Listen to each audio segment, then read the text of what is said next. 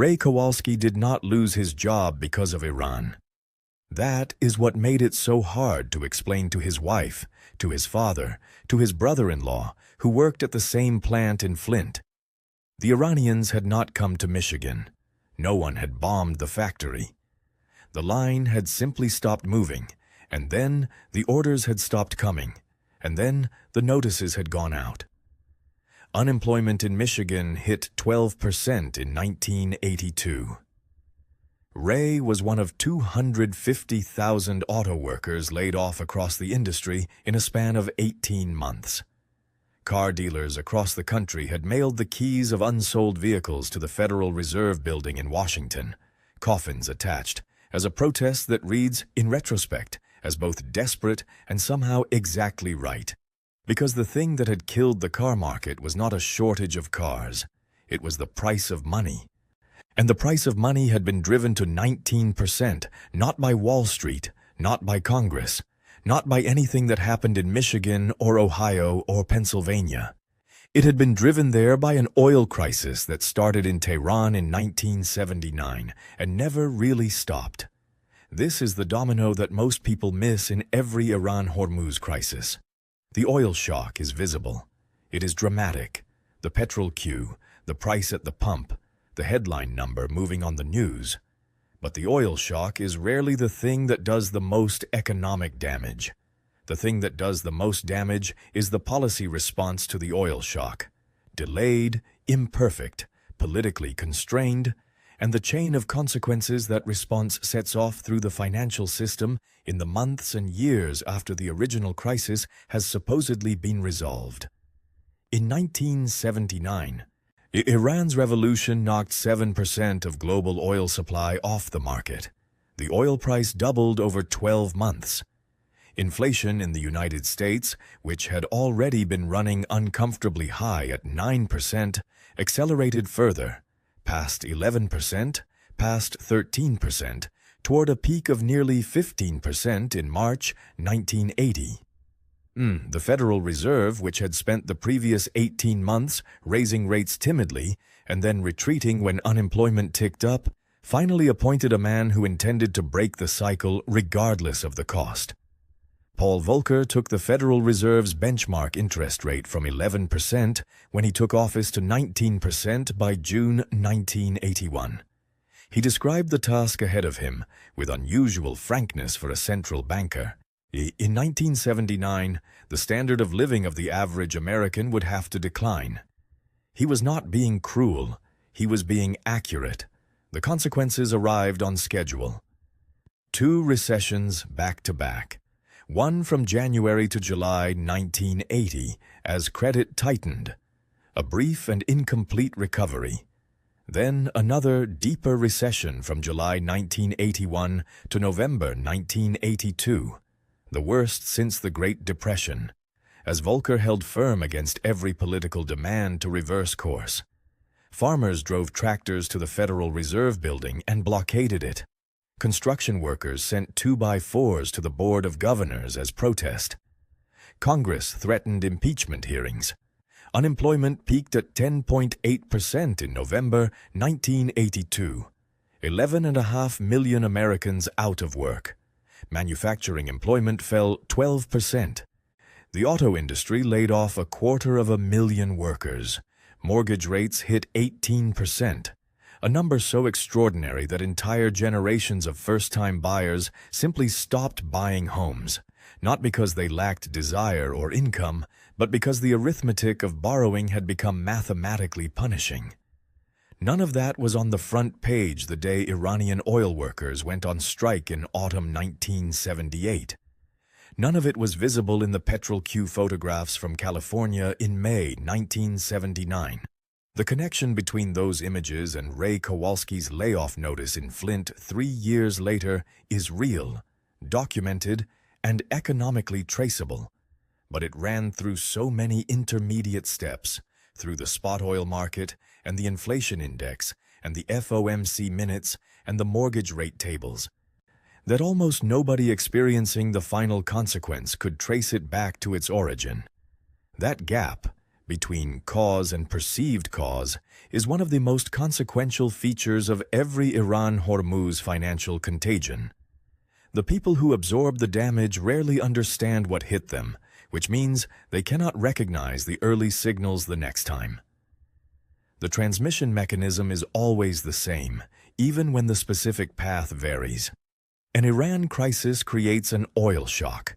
The oil shock feeds into inflation, directly through energy costs and indirectly through freight rates, through fertilizer prices, through every input in every supply chain that requires fuel at any stage.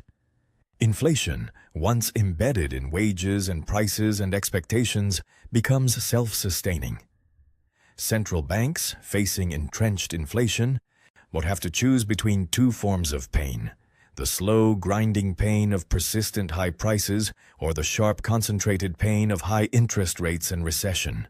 They always choose the second. They have to. But the recession triggered by the rate response is felt by people who have no mental model connecting their layoff or their foreclosure to a waterway in the Persian Gulf. The tanker war of 1984 to 1988 transmitted differently, not through inflation this time, but through the financial architecture that supports shipping itself. When insurance markets for Gulf voyages became effectively dysfunctional, when war risk premiums made certain routes commercially unviable, the damage moved through the shipping finance system. The banks that had lent against vessels suddenly found those assets operating in markets where the risk premium had been repriced dramatically. The shipping companies that had borrowed to expand their fleets in the early 1980s, confident in the stability of Gulf routes, found the economics of those loans now dependent on whether a tanker could transit past Karg Island without being hit. Some could not service the debt. The defaults were modest by global standards. The tanker war never produced a systemic banking crisis, but the principle was established and documented. An Iran-Hormuz crisis reaches into the balance sheets of institutions that have no direct exposure to oil through the secondary effects on the assets those institutions hold. The 2008 oil spike, not an Iran crisis specifically, but reaching similar price levels, provided a more recent and more devastating example of this transmission. Oil at $147 a barrel in July 2008 was not the cause of the financial crisis that followed that September, but the oil spike had spent 18 months compressing consumer budgets, raising input costs for businesses, and quietly stressing the margins of borrowers who were already overextended. When Lehman Brothers collapsed and credit froze, the financial system was weaker than it would otherwise have been, because the oil spike had removed cushion from millions of household and corporate balance sheets before the financial shock arrived. The oil crisis did not cause the financial crisis, but it made the financial crisis considerably worse than it would otherwise have been, because it had arrived first and quietly done its damage before the visible catastrophe began. In 2026, the European Central Bank has already postponed planned interest rate cuts in response to the Hormuz disruption. Dutch gas benchmark prices nearly doubled in the weeks following the Strait's effective closure. UK inflation is forecast to breach 5% this year. Economists at major institutions are modeling GDP impacts of -2 to 3 percentage points annualized if the disruption persists through the second quarter. Those numbers sound technical. What they mean in practice is something like this. A small business owner in Hamburg who imports components from Gulf suppliers is watching her input costs move in ways she cannot pass to customers fast enough. A property developer in South Korea is watching the cost of the steel and cement he needs for a project that was financially viable at last year's energy prices but is not viable at this year's. A young couple in Tokyo who have been saving to buy an apartment are watching interest rate expectations shift in a direction that makes the loan they planned for more expensive than they budgeted. None of them are in the oil business. None of them have heard of the IRGC. All of them are feeling the same force that Ray Kowalski felt in Flint in 1982. The delayed, transformed, almost unrecognizable consequence of a crisis that started somewhere else entirely and arrived in their lives wearing a different face. Paul Volcker, when he was asked in 1979 why the medicine had to be so harsh, he gave an answer that has been quoted by central bankers ever since. He said that failing to act decisively now would only postpone a more painful reckoning later. He was right. He was also describing something that is true of every Iran-Hormuz financial contagion in the historical record. The pain that ordinary people feel is almost never the immediate pain of the crisis. It is the deferred, compounded, policy-mediated pain of the response. The rate hike, the credit tightening, the recession that was triggered not by the original shock, but by the accumulation of the shock's effects on an economy that had spent months absorbing them quietly before the visible breaking point arrived. The oil shock is the match. The financial system is the room it lands in. Whether the room catches fire depends on how much has been quietly accumulating in the corners, in the debt levels, in the inflation expectations, in the stretched margins of businesses and households who were managing fine until the energy cost moved against them. In 1979, the room was full.